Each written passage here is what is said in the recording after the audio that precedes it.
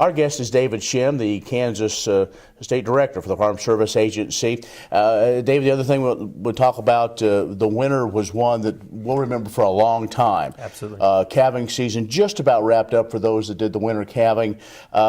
We've seen some areas that have heavy losses, so I think there are some programs. Let's remind folks again with maybe had some of those losses over the winter time. Yeah, absolutely. We had some of these storms come in here and specifically hit these producers right here during calving time. Obviously, very concerning time with not only cold temperatures but also blizzard conditions, rain coming in on these producers. So, like I referenced earlier, we have the livestock indemnity program, Ken, and so what's critical for our producers, again, is to report that loss of those calves within 30 days of that loss. Get in there to our offices, report that loss. Now, part of the conditions of a new farm bill is we're still in the process of getting some of those regulations and policies written out there. So we're waiting for some final prices to be set, some components of the program there, and we're actually expecting a lot of that information to be coming down here very shortly here within the time frame. Looks like it might end up being a little bit into May before we get some of the final parts of it down here,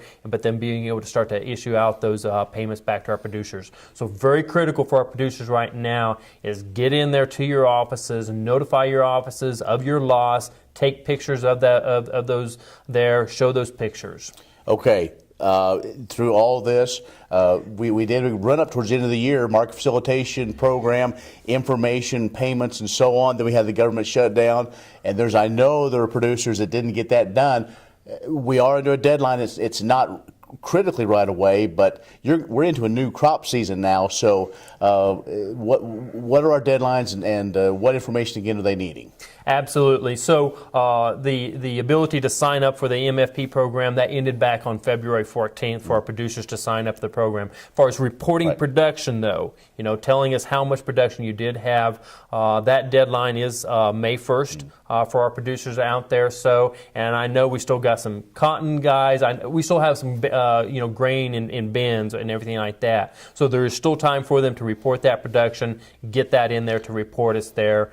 We've already been able to pay out a lot of money and get a lot of producers signed up on that. Okay, you mentioned earlier the new farm bill, and let's talk implementation. When are you and your team here in Manhattan going to get some training and then go out to those county offices? Because I know farmers are they want to get those things taken care of as well, but they go to the county office now. They say, well, we don't know exactly for sure. We're still waiting for all those little fine information to be out there. Absolutely. So right now our national office is working on getting jump teams together or task force teams together to try to look at and figure out how to write the policies and procedures for these programs, and also to be able to write basically some of the software for the programs and make sure we get into it. We're kind of expecting some of the initial training to come out from the national office, specifically on some of the livestock programs here towards the latter part of May, with that sign up on the DM dairy margin coverage coming shortly thereafter, early parts of June,